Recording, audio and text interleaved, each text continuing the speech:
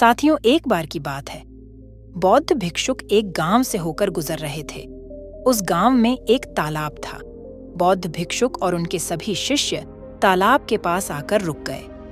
तभी वहां पर एक लड़का अपनी मां के साथ पानी भरने आया। उस लड़के की नजर बौद्ध भिक्षुक पर पड़ी। वो बौद्ध भिक्षुक को पहले से ही जानता था। वह जानता था कि बौद्ध भिक्षुक बहुत ज्ञानी है और वह सभी के प्रश्नों का उत्तर देते। वह तुरंत ही बौद्ध भिक्षुक के पास पहुंचा। उसने बौद्ध भिक्षुक को प्रणाम किया और कहा, हे गुरुदेव, मैं अपने जीवन में कुछ बहुत बड़ा करना चाहता हूँ, लेकिन जब भी मैं कुछ करना चाहता हूँ तो वो मुझसे संपूर्ण तरह से नहीं हो पाता। मुझे तो कुछ समझ ही नहीं आता कि आखिर मैं क्या गलती कर रहा हूँ। इसलिए मैं आज आपसे यही प्रश्न पूछने आया कि लक्ष्य को पाने के लिए ऐसी कौन सी कठिनाइयां हैं जो हमें पार करनी होगी। बौद्ध भिक्षुक उस लड़के को देखकर मुस्कुराने लगे और उस लड़के से कहते हैं, जब तक तुम अपने लक्ष्य की ओर कदम नहीं बढ़ाओगे, तब तक सफलता से जुड़ा हुआ हर एक प्रश्न, हर एक उत्तर अधूरा है। बौद्ध भिक्षुक इतना कहकर अपने सभी शिष्यों के साथ वहां से आगे की ओर चल पड़े। वो लड़का भी अपनी मां के साथ वापस अपने घर लौट आया। अगले दिन जब वो लड़का अपनी मां के साथ वापस उस तालाब पर पानी भरने आया तो उसने देखा कि तालाब में जो कमल की केवल कालियां थीं, आज वह पूरी तरह से खिल चुकी है और पूरे के पूरे तालाब में केवल कमल के फूल ही नजर आ रहे हैं। उस लड़के की मां को अपनी आंखों पर यकीन नहीं हो रहा था। उस पर उसकी मां कहती है, बेमौसम इतने सारे फूल एक साथ खिलना, ऐसी घटना तो मैंने आज तक नहीं सुनी। ऐसा अवश्य ही बौद्ध भिक्षुक के यहाँ पर आने के कारण हुआ है, अर्थात ये उनका ही प्रभाव है। यह सुन वो लड़का सोच में पड़ गया। उसने तुरंत ही तालाब से एक कमल का फूल तोड़ा और मन ही मन ये सोचने लगा, यदि यह बौद्ध भिक्षुक के प्रभाव के कारण हुआ है तो मुझे अवश्य ही बौद्ध भिक्षुक से मिलना चाहिए। शायद हो सकता है कि वो मुझे कुछ प्रेरणा देना चाहते हैं। ऐसा सोचते सोचते उस लड़के ने ये भी मन बना लिया कि वह बौद्ध भिक्षुक से अवश्य मिलेगा, और साथ ही उसके मन में बौद्ध भिक्षुक की वो आवाज गूंज रही थी कि जब तक तुम लक्ष्य की ओर कदम ही नहीं बढ़ाओगे, तब तक सफलता से जुड़ा हर प्रश्न, हर उत्तर अधूरा है। तभी उस लड़के ने वह कमल का फूल एक छोटे से मटके में रख लिया और उसने मन ही मन यह मन बना लिया कि वह बौद्ध भिक्षुक से मिलकर रहेगा और उसके मन में जो भी प्रश्न है वह उनसे उनके उत्तर जानकर रहेगा। उस लड़के ने तुरंत ही अपनी माँ से कहा, माँ, मैं बौद्ध भिक्षुक से मिलने जा रहा हूँ। वो अब तक बहुत आगे नहीं निकले होंगे। यदि मैं जल्दी जल्दी चलूंगा तो एक दिन में उन तक पहुंच ही जाऊंगा और फिर एक दो दिन में मिलकर मैं वापस घर लौट आऊंगा। उसकी माँ ने उसे समझाने की कोशिश की, लेकिन वह लड़का नहीं माना। वो तुरंत सफर की ओर निकल पड़ा। वो मार्ग पर तेजी से आगे बढ़ रहा था। जल्दी जल्दी चलते हुए उसने बहुत कम समय में अपना गांव पार कर लिया, लेकिन अब इसी कारण वो थकने भी लगा था और उसकी रफ्तार भी धीमी पड़ रही थी। उस लड़के का जोश भी अब खत्म होता जा रहा था। धीरे धीरे चलते चलते वह जंगल के रास्ते आ पहुंचा और जंगल को देखकर उसके मन में एक डर उत्पन्न हुआ। उसने सोचा कि मैंने आज तक कभी जंगल पार नहीं किया है और इस जंगल में तो कई जंगली जानवर भी हैं। यदि मैं रास्ता भटक गया तो मैं बौद्ध भिक्षुक तक कभी नहीं पहुंच पाऊंगा, और यदि मैं किसी गलत रास्ते पर चला गया तो मुझे कम से कम एक दिन और लगेंगे बौद्ध भिक्षुक तक पहुंचने के लिए, और यदि वह मुझसे बहुत आगे निकल गए तो मुझे बाकी रास्ते भी पता नहीं चल पाएंगे और फिर मैं उनसे कभी नहीं मिल पाऊंगा। वो लड़का इसी सोच विचार में पड़ा हुआ था। तभी उसने देखा कि उसी रास्ते से एक घुड़सवार आ रहा था। लड़के ने उस घुड़सवार से कहा, भाई, मुझे जंगल पार करवा दीजिए। मुझे बौद्ध भिक्षुक से मिलना है। मुझे ये कमल का फूल उन्हें देना है। क्या आप मुझे जंगल पार करवा सकते हैं? इस पर सवाल कहता है, बेटा देखो, मैं तुम्हें ले तो नहीं जा सकता, लेकिन मैं तुम्हारी मदद जरूर कर सकता हूँ। यदि तुम चाहो तो यह कमल वाला मटका मुझे दे दो, मैं इसे बौद्ध भिक्षुक तक पहुंचा दूंगा। उस घुड़सवार की यह बात सुनकर वो लड़का एक बार फिर से सोच विचार में पड़ गया और सोचने लगा, यदि मैं पैदल जाऊंगा तो मुझे बहुत समय लग जाएगा और पता नहीं मैं बौद्ध भिक्षुक तक पहुंच भी पाऊंगा या नहीं। अगर मैं ये कमल वाला मटका घुड़सवार को दे देता हूँ तो ये घुड़सवार छोड़े से बहुत जल्दी बौद्ध भिक्षुक तक पहुंच जाएगा और उन्हें यह कमल जरूर दे देगा। इससे मेरा काम भी आसान हो जाएगा और मेरा काम बहुत जल्द पूरा भी हो जाएगा। काफी कुछ सोच विचार करने के बाद उसने तय किया कि वह कमल का फूल उस घुड़सवार को दे देगा। ये सोचकर उस मटके को उस घुड़सवार को थमाने ही वाला था कि तभी उसे याद आया कि इस कमल के पीछे उसका क्या उद्देश्य है। वो किस मकसद से इस कमल को बौद्ध भिक्षुक के पास ले जा रहा है। तभी उस लड़के के मन में एक और विचार उत्पन्न हुआ। यदि मैं इस कमल को लेकर बौद्ध भिक्षुक तक नहीं पहुंचा तो फिर मेरा जो प्रश्न है मैं उनके उत्तर कैसे जान पाऊंगा। और हो सकता है कि मुझे मेरे जीवन में बस यह एक ही मौका मिला है जिसमें मैं बौद्ध भिक्षुक से मिल सकता हूँ और अपने सभी प्रश्नों के उत्तर पा सकता हूँ।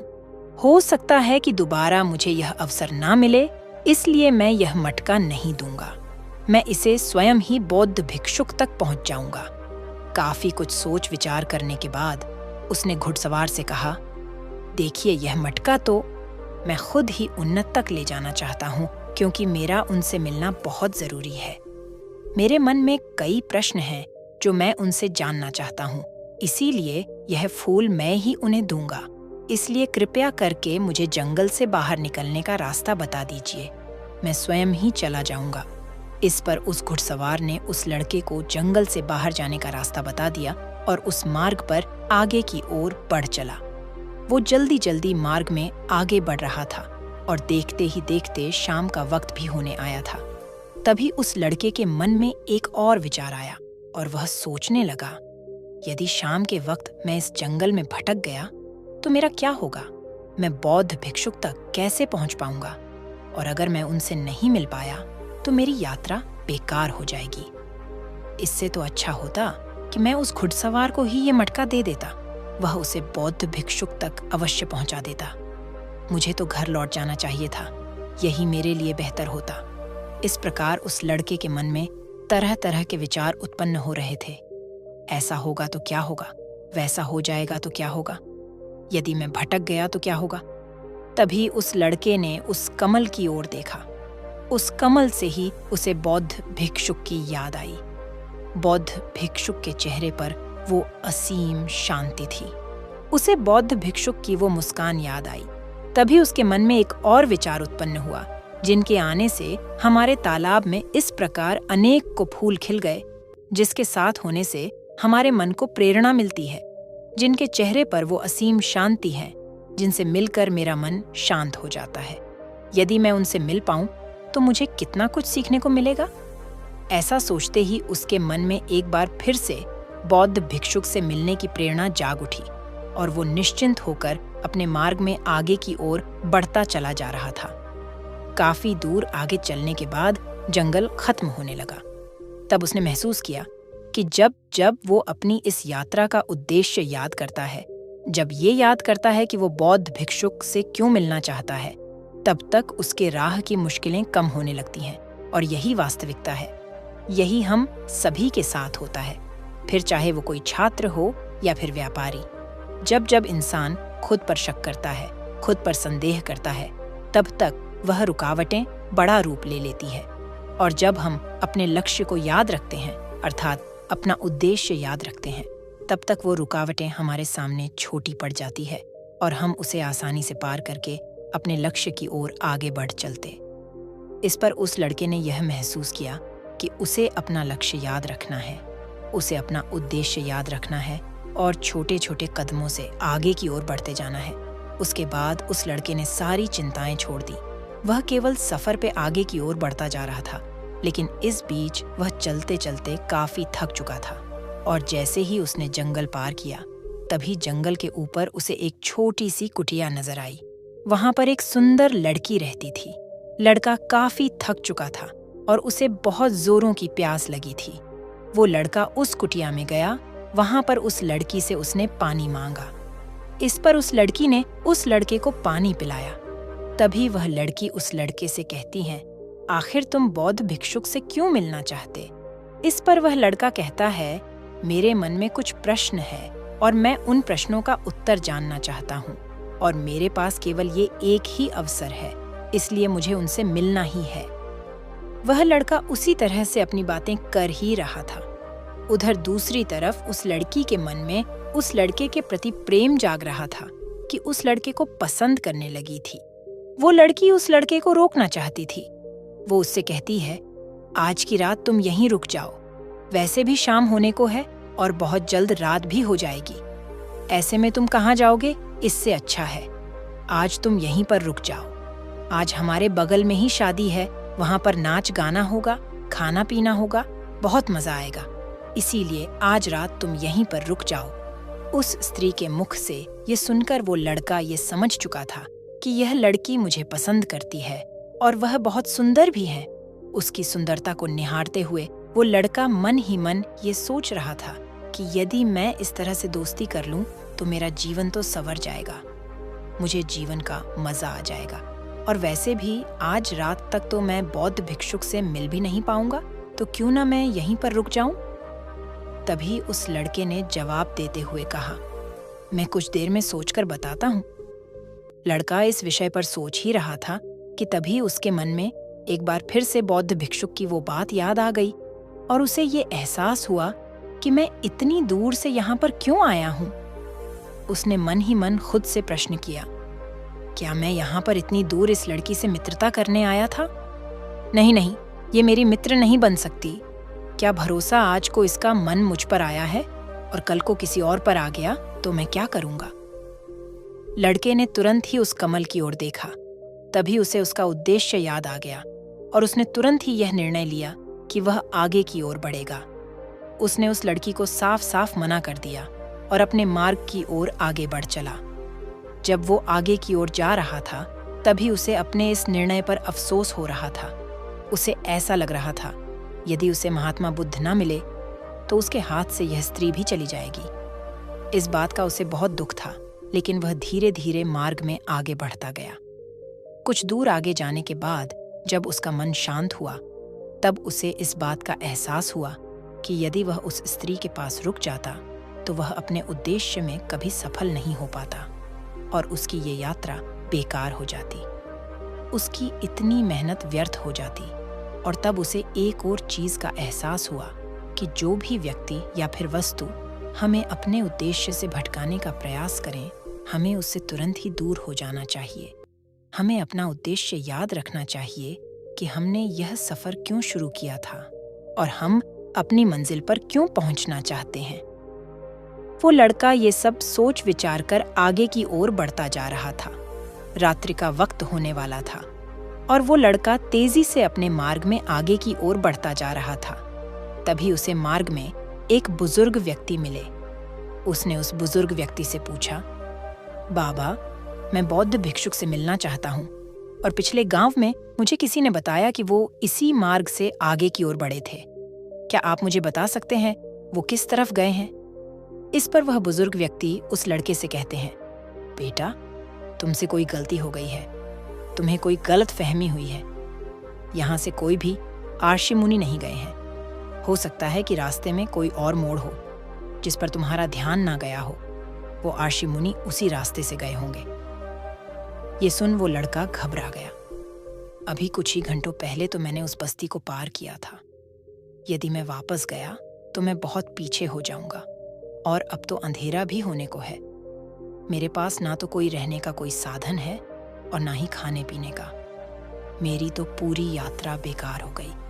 मुझे तो लग रहा था कि मैं बौद्ध भिक्षुक से अवश्य मिल लूंगा, लेकिन अब लगता है कि यह मुमकिन नहीं है, उनसे नहीं मिल पाऊंगा। इस प्रकार के कई विचार और उस लड़के के मन में उमड़ने लगे। लड़का खुद पर संदेह करने लगा। जैसे ही उसके मन में इस प्रकार के विचार उत्पन्न हुए, मानो उसके पैरों में किसी ने बेड़ियां डाल दी हो। वह बार बार केवल एक ही बात सोच रहा था कि आखिर वो मुझे क्यों नहीं दिखाई दिया। मैं बार बार एक ही गलती क्यों करता हूँ? मुझसे इतनी बड़ी गलती कैसे हो गई? ये सोचकर वो लड़का सर पकड़कर वहीं पर बैठ गया। कुछ देर तक तो उसे कुछ भी समझ नहीं आ रहा था। तभी उसे उसकी माँ की बात याद आई। उसकी माँ ने उस लड़के से कहा था, बेटा, हर गलती में सीख छुपी होती है जो हमारे जीवन को और भी बेहतर बनाती है। ये बात उसे याद आते ही उसका मन शांत होने लगा और देखते ही देखते उसका मन पूरी तरह से शांत हो चुका था। और वो लड़का बार बार अपने मन में अब एक ही बात दोहरा रहा था कि हर गलती में सीख छुपी हुई होती है और हमें वो और बेहतर बनाने आती है। उसने अपनी गलती को स्वीकार किया और वो कहने लगा, हाँ, मुझसे गलती हुई है। मैं जल्दबाजी में बिना सोचे समझे बस मार्ग में आगे की ओर बढ़ता जा रहा था। जैसे जैसे लोगों ने कहा, मैं उसी तरह से आगे की ओर बढ़ता चला गया। उसके गलती स्वीकारते ही उसका मन पूरी तरह से शांत हो गया। उसकी निराशा अब आशा में बदल चुकी थी। वह एक पेड़ के नीचे बैठा हुआ था। तभी उसने देखा कि कुछ जानवर नदी से पानी पी रहे थे। ये सब देखकर उस लड़के को याद आया कि जब वह पहली बार बौद्ध भिक्षुक से मिला था तब पानी के पास ही मिला था और बौद्ध भिक्षुक के साथ उनके कई शिष्य भी हैं, तो उन्हें पानी की तो आवश्यकता जरूर पड़ेगी। इस बात पर उस लड़के को तुरंत ये समझ में आ गया कि बौद्ध भिक्षुक भी उसी रास्ते से भ्रमण कर रहे होंगे। जिस रास्ते पर पानी होगा। तभी उसने सोच विचार कर यह तय किया कि वापस जाने से अच्छा है क्यों ना मैं नदी के किनारे किनारे आगे की ओर बढ़ता रहा। ऐसा सोचते ही उसने तुरंत ही रास्ता बदल दिया और अब वह नदी के रास्ते आगे बढ़ने लगा। जैसे जैसे वह आगे बढ़ता जा रहा था उसका मन और भी हल्का होता जा रहा था, उसका मन और भी शांत होता जा रहा था। तब उसने अनुभव किया कि जब मन बहुत शांत होता है तो हमारा मन बहुत हल्का हो जाता है और जल्दबाजी नहीं करता और ना ही किसी में या खुद में कोई कमी निकालता है। हमारी बुद्धि पहले से बेहतर काम करने लग जाती है। तब उस लड़के ने इस बात का भी अनुभव किया कि खुद से शिकायत करना एक बहुत बड़ी कमी है जो हमें दुख की ओर ले जाती है। चलते चलते लड़के के मन में विचार आया, यदि मैं अपने गांव में ही रुक जाता तो ये सारे अनुभव में कभी नहीं प्राप्त कर पाता। ऐसा सोचते सोचते वो मार्ग में आगे की ओर बढ़ रहा था। तभी उसे बैध भिक्षुक के कुछ शिष्य नजर आए और उन्हें देखकर वो लड़का बहुत प्रसन्न हुआ। वो अपने मार्ग में और भी तेजी से आगे बढ़ने लगा और आखिरकार लगातार 2 दिनों का सफर तय करने के बाद वो बौद्ध भिक्षुक के पास पहुंच ही गया। वह तुरंत ही बौद्ध भिक्षुक के पास पहुंचा। उसने बौद्ध भिक्षुक को प्रणाम किया और उन्हें वो कमल का फूल भेंट कर दिया। इससे पहले वो लड़का कुछ कहता, तभी बौद्ध भिक्षुक ने कहा, बहुत सुंदर, ये कमल पूरी तरह से खिल चुका है। 3 दिन पहले ही तुमने मुझसे पूछा था कि लक्ष्य को पूरा करने के लिए इंसान को कौन सी कठिनाइयों को पार करना पड़ता है, लेकिन 3 दिनों बाद तुमने बहुत सारे अनुभव प्राप्त कर लिए हैं। तुम्हारा ये धैर्य और ये मुस्कान देखकर लगता है कि तुमने इस यात्रा में बहुत कुछ सीखा है। इस पर उस लड़के ने यात्रा में घटित हुई हर एक बात बौद्ध भिक्षुक को बता दी। तभी बौद्ध भिक्षुक ने उस लड़के से कहा, तुम्हारे मन में जो भी प्रश्न है मैं उनके जवाब तुम्हें जरूर दूंगा। आगे बौद्ध भिक्षुक कहते हैं, बिना कोशिश के हर चीज जरूरी है। जब इंसान किसी लक्ष्य के लिए उस रास्ते पर चलता है तब सबसे पहले वह अपने अनुभव से ही सीखता है और जब धीरे धीरे उसका विवेक जागृत होने लगता है, उसकी बुद्धि काम करने लगती है, तब दूसरे के अनुभव और दूसरों की गलतियों से भी सीखने लगता है। जीवन में यदि सफल होना है, किसी लक्ष्य को प्राप्त करना है, तो सफलता का रहस्य से सीखने से पहले हमें उस रास्ते पर चलना पड़ता है। बौद्ध भिक्षुक आगे कहते हैं, किसी भी लक्ष्य को प्राप्त करने के लिए उस रास्ते में हमें 3 दिक्कतें आती हैं और इनका निवारण करने के बाद ही हम अपने लक्ष्य तक पहुंच पाते हैं। और तुमने भी वो 3 बातें सीख ली। पहला, अपने उद्देश्य को पहचान और उसके प्रति समर्पण करो। जैसे कि तुम यह कमल का फूल मुंह तक पहुंचाना चाहते थे और तुम्हारा उद्देश्य भी यही था। तुमने ये जान लिया था कि ये फूल मुंह तक पहुंचाने के लिए तुम्हारा क्या उद्देश्य है, जिस कारण तुम्हारे मन के सारे संदेह खत्म हो गए। इसके बाद जब भी तुम फूल को देखते थे तो तुम्हें अपना उद्देश्य से याद आ जाता। आगे बौद्ध भिक्षुक ने कहा, तुमने स्वयं के अनुभव से ही यह जान लिया कि अपनी मंजिल तक किस प्रकार हमें पहुंचना है और सब कुछ तुम्हारे भीतर से ही प्रकट हो रहा है। वह लड़का बौद्ध भिक्षुक की सारी बातें ध्यानपूर्वक सुनता रहा।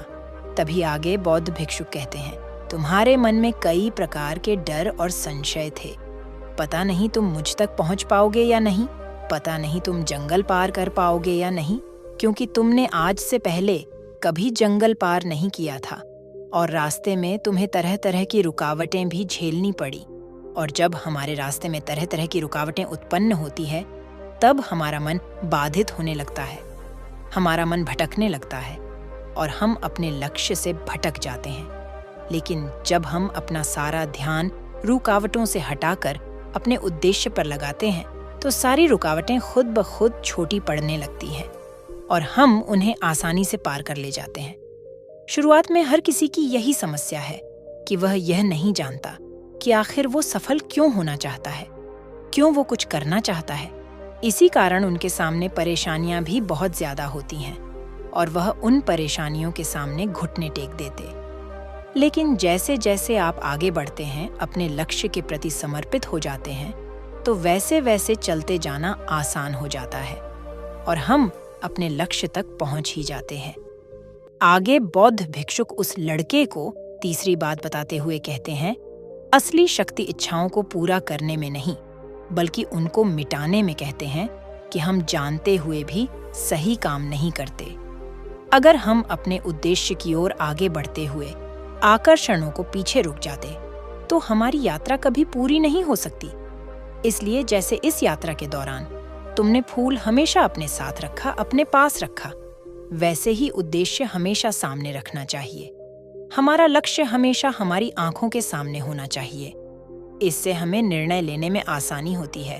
अन्यथा हमारे मन का संदेह, हमारी मन की शंका हमें कभी भी सही निर्णय नहीं लेने देती और वह हमें मन की उलझनों में फंसाकर रख देती है। इसलिए संदेह के प्रति सचेत रहें। आगे बौद्ध भिक्षुक उस लड़के से कहते हैं, बेटा, खुद पर शक करने की आदत से ज्यादा खतरनाक और कुछ भी नहीं है, क्योंकि जितना नुकसान आपके नकारात्मक विचार आपका कर सकते हैं, उतना और कोई नहीं कर सकता। यदि आप खुद पर संदेह करते हैं, तो आप अपने प्रयास में विफल ही हो जाओगे, क्योंकि आप अपने प्रयास पूरी ढंग से कर ही नहीं पाओगे। आप उससे बचने का प्रयास करोगे और जब तक हम अपनी गलती नहीं पहचानते, तब तक हमें वो बात परेशान करती रहती है, वो हमें कमजोर बनाती रहती है। हमारे मन में केवल एक ही विचार चलते रहते हैं कि आखिर हमसे यह गलती क्यों हुई, मैं इतना नादान, इतना कमजोर कैसे हो सकता हूँ, और अगर मैं आज इतना कमजोर हूँ, मैं आज उस काबिल नहीं हूँ, तो मैं आगे चलकर क्या कर पाऊंगा। तो इसलिए अपने आप को यह याद दिलाओ कि हर गलती में सीख छुपी हुई है और उससे सीख कर ही हमें अनुभव मिलता है और उस अनुभव से ही हम अपने लक्ष्य तक पहुंच पाते हैं। सबसे पहले अपने मन को शांत करो, बुद्धि और विवेक का प्रयोग करो और उद्देश्य की तरफ आगे बढ़ते चलो।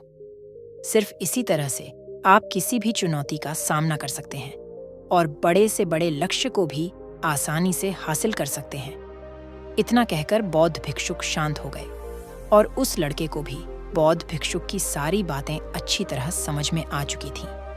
उसने बौद्ध भिक्षुक को प्रणाम किया और पूरी रात वह उन्हीं के साथ रहा। अगली सुबह वह अपने घर की ओर लौट आया। तो साथियों, यह वीडियो आपको कैसी लगी? मैं उम्मीद करती हूँ इस वीडियो से आपको बहुत कुछ सीखने को मिला होगा। अपनी राय कमेंट बॉक्स में दें। फिर मिलते हैं अगले वीडियो में।